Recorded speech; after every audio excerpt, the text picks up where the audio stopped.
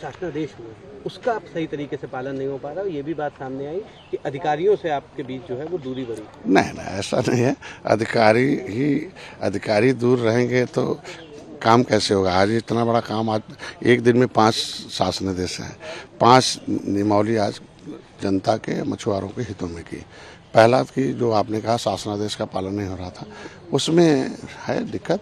मैं जब उसको धरातल पर गया तो पता चला कि नहीं, माफिया बहुत पहले से जिनके खिलाफ वो शासनादेश लाया गया था, उनके प्रभाव में कुछ जिले के अधिकारी कर्मचारी उस समितियों को खंड नहीं बांटे और उन्हें खंड काट के, पहले क्या था कि एक ही माफिया पूरे 100 किलोमीटर लेके 1-1 किलोमीटर बेचता था, 5-5 किलोमीटर।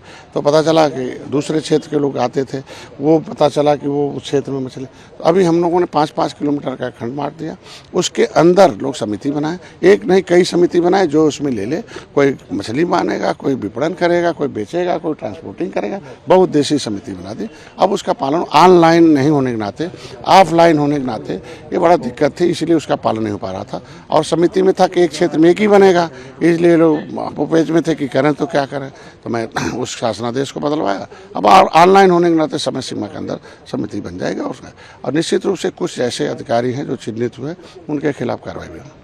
एक बहुत बड़ा अहम सवाल ये है, समाजवादी पार्टी से अयोध्या सांसद हैं अवधेश प्रसाद, उनके बेटे के खिलाफ कल मुकदमा दर्ज हुआ है जिसमें मारपीट, पैसे का लेन देन, इस तरह के तमाम गंभीर आरोपों में यह अभियोग पंजीकृत हुआ है। क्या लगता है, क्या वजह है समाजवादी पार्टी के ही नेता का नाम क्यों?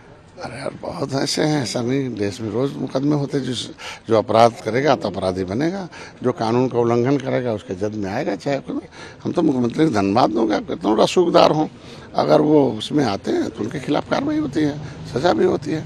अगर उसने गलती की है तो निश्चित रूप से उसके सजा के पात्र। एक आखिरी सवाल रहेगा, उत्तर प्रदेश में 10 सीटों पर उपचुनाव होना है, तमाम पार्टियां अपनी अपनी तैयारियां कर रही हैं, बसपा, सपा, कांग्रेस, निषाद पार्टी का क्या स्टैंड है, कितनी सीटों पर चुनाव लड़ना है और क्या कुछ तैयारी? अभी तो फिलहाल हम लोग एनडीए के साथ है, उनके घटक दल हैं, और हम लोग 10 मैं आप इसीलिए बता रहा हूँ ना कि 10 सीट पर हम लोग एनडीए के प्रत्याशी की जीत के लिए काम।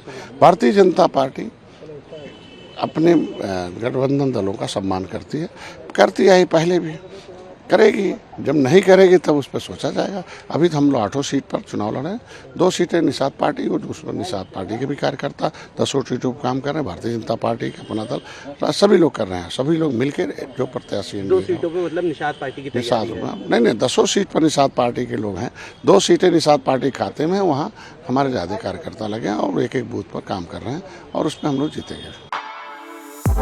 For exclusive and insightful videos, subscribe to our new channel ABP Live Premium.